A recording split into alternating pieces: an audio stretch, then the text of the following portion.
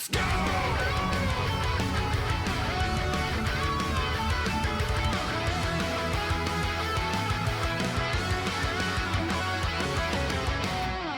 Should they keep the gear system? You know what? Let's pull up some videos since we might be on the horizon of a new NRS game, and NRS games are a big deal. I'm sort of enjoying the thought process of thinking about what a next NRS game is actually going to entail. Like things like gear, things like all of this shit, right? No, stop it. No more gear shit. I'm done with it, bro.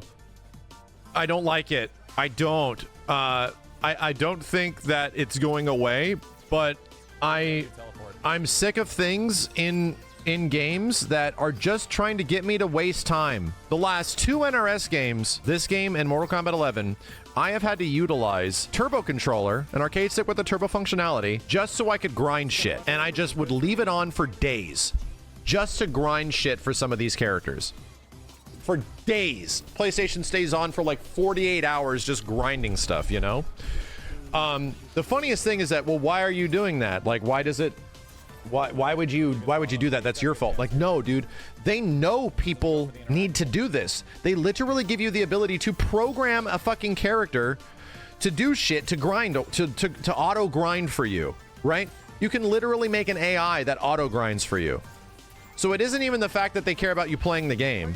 They just want the investment of time. They just want your PlayStation to be on, putting time into the game, because eventually that numeric value of how much people spend time in our games, how long do they spend time on PlayStation Network, how long are they engaged with our shit, doesn't matter if you're idle, doesn't matter if you are fighting online, you're just dropping time into the game. It looks good on stats and shit.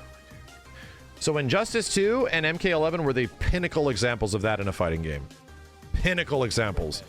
And then MK11 made it insanely obvious, and they really eased up on it because the first month was awful, dude.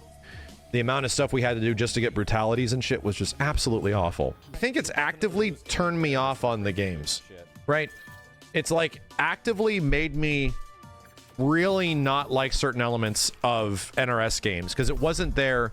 In fact, I get a lot of flack for this. It wasn't there in MKX. MKX definitely had grindy stuff you had to do, but it was the crypt, and we've all, you know, you're kind of, the crypt is the crypt. It's been there for a long time. But MKX allowed you to pay 20 bucks and unlock all of the crypt. So if you did not want to have to do this stupid grindy thing that the crypt had of just like playing all this stuff and just mashing out matches for the sake of mashing out matches, you didn't have to. The game was like, hey, you want all of the crypt? Give us $20. And for somebody in my situation, actually valuable. I'm a huge problem to several people within the fighting and video game community. Sure, I'm a massive issue, but at the same point, I made that choice. Fuck it. Because the things that they wanted me to do to play the game weren't grindy for the sake of, oh, I'm just going to play online matches. No, it wasn't that. It wasn't just sit here and play online matches. It was do these other things that are not fun to do. It was actually grindy. A lot of people complain that Monster Hunter games aren't great because they're too grindy. I disagree. Monster Hunter games are great because the core gameplay is so good that I don't feel like I'm grinding 90% of the time. Same thing in like Resident Evil 4. They have all these things that allow you to skip the grind. You can just buy unlocks for guns and shit. Yeah, like what fucking whatever. I don't care because Resident Evil 4 is a fun game. It's a game that I like to play. I don't feel like I'm grinding in these games because it's fun to play. Proposing an idea. What if Injustice 2 and Mortal Kombat 11 had all their crazy grindy bullshit, right? But what if the way to get the most currency for this crazy grindy bullshit was to play the game online? What if actually fighting people online was the #1 way to get the most currency for that shit? Well, yeah, that's what I pretty much do the most in this game. Sure. The issue was that playing online actually gave you some of the least, if not anything.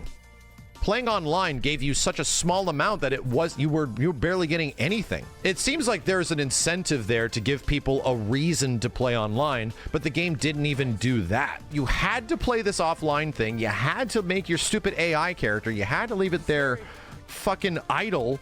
Your system literally is sitting here baking in its own juices overnight. It was actually the worst. It was actually the worst. Is it going to go away though? I don't think so. I do not think so. It's a Warner Brothers game. They're too big of a company.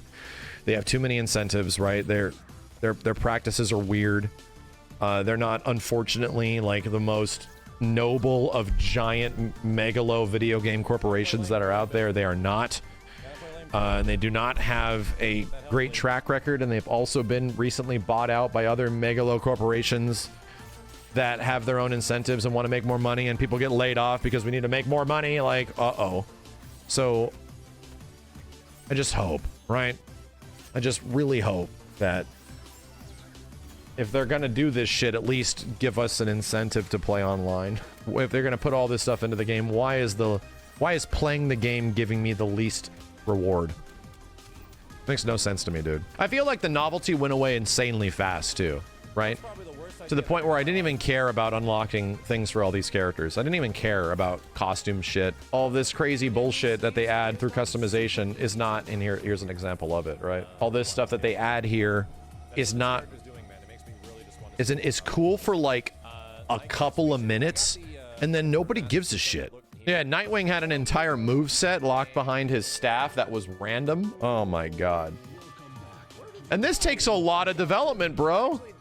Like, this isn't some small thing that they can just cram into a game, give everyone like 30 masks or some shit. Buddy, no. This takes a lot of time. Like, a lot of resources and a lot of time. It's like in the same way that I feel like they can better allocate all the time, budget, and effort put into this costume shit, in the same way that they can reallocate all the time, budget, and effort put into making variations of characters. Stop just splitting one character's historical moveset into 3 different versions of a character. Yeah, you get a zony one, a closer, a combo one. It's like, well, what if I just had all that shit at the start? What if my character just actually had a functional tool set? I don't know. I don't know. The nice part about MKX is that it felt like the majority of characters in MKX felt that way. Like, even though you got 3 different versions, each of the versions of an MKX character had a lot of shit that they could still do, right? And they played different. That was less in Injustice. It became less in Injustice 2, and it eventually became way less in MK11. And they have said this, NRS has said this, that they're done with variations. Get rid of the variations thing. We're 3 games in. Just give characters ample loadouts and tools and functionality and special moves and combo strings. Give them all the shit that they should just have to make them packed. I want every character in whatever Mortal Kombat 12 ends up being. I just want every character to feel juiced. Just make them feel like they got a bunch of shit. Don't like limit their moveset down to a thing where they like, you know, take away the sinew, here's the bones of our character. Nah, fuck it, man. The only thing that makes me excited about that potential, that possibility with MK12, is that the other 2 giant fighting games that are in development right now, the other 2 megalo, big budget fighting games, are doing just that.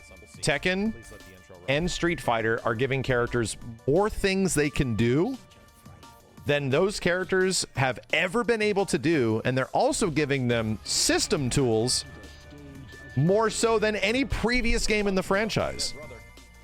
So for all of those years, we kind of like have been playing fighting games, like literally the past practical, ever since Street Fighter V, where characters have been limited to what they can do to sort of refine their gameplay and make it simpler, to varying degrees of success.